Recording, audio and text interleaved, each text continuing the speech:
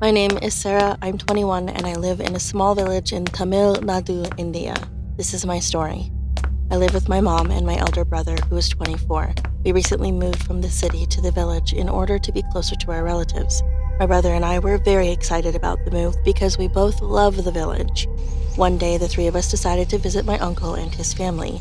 His home is located in the middle of the forest area, 20 kilometers from our home. When we arrived, I was so happy to see them all, my uncle, my aunt, and my 10-year-old cousin. We had a wonderful dinner and then relaxed together by watching TV. After a while, I started getting sleepy. Just as I was thinking about whether or not I would head to bed, I got a call on my cell phone. The TV and my family were kind of loud, so I decided to go up to the second floor of the house and answer the phone where it was much quieter. I walked into one of the guest bedrooms as I answered the phone. As I greeted my friend who was calling me, I stepped over to the window and looked out at the view of the forest. That's when I saw an unbelievable scene. I let out an audible gasp as I saw 4 men digging a big hole shaped like a grave. I quickly hid behind the window curtain, phone still to my ear. I told the person on the phone to hold on a moment as I poked my head slowly out from behind the curtain and peered out at the men.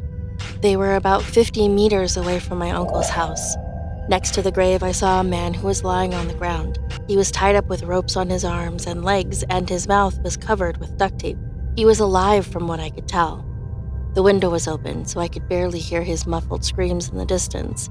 I hung up the call and crouched down so I could get a better view from the bottom of the window. There wasn't just one victim, but 2. There was a woman lying on the ground as well. Just like the man, she was tied up with ropes and duct tape on her mouth. They looked like a couple. Then another man showed up. He was on the bigger side, was probably 5'5" tall, and had shiny black curly hair. He was wearing so much jewelry, bracelets, and chains that there was no doubt in my mind that he was their leader. He came and said something to those men, and they carried both of the people who were tied up and put them in the grave. Then they started filling the hole with dirt. I couldn't take it anymore. My eyes filled with tears, and I immediately ran downstairs to tell my mom what was happening. She called the cops. The cops arrived in time to catch these guys in the act and stopped the couple from being completely buried. Luckily, both of them survived, and all 5 men ended up serving time in prison. I found out later what was happening that day. The girl, that was the daughter of the leader.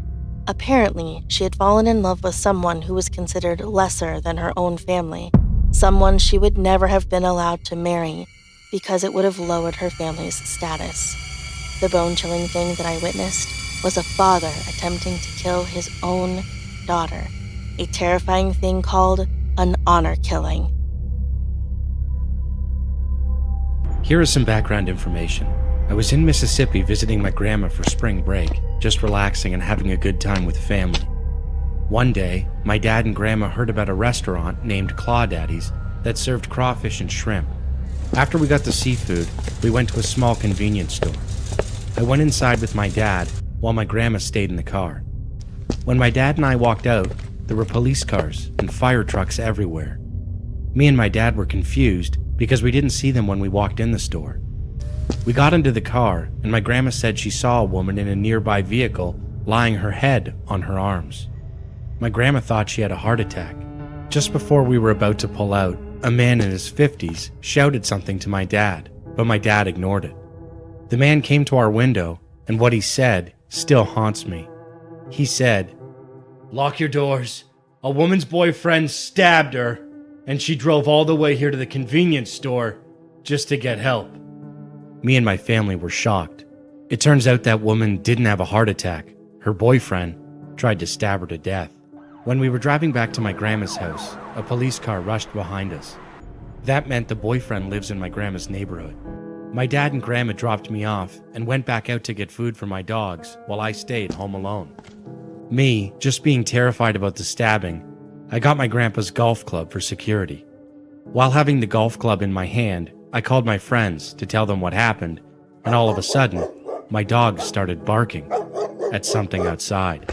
I ran to the door and shouted, "I have a golf club, and I'm not afraid to use it!" But there was no one. When my whole family came home, I felt relieved. We played Phase 10, and I had to stay around them to feel safe. I barely got any sleep that night because I didn't know if the police had caught the boyfriend yet. All I know is I saw police cars and an ambulance heading somewhere. I think the cops killed him, or he is still on the run.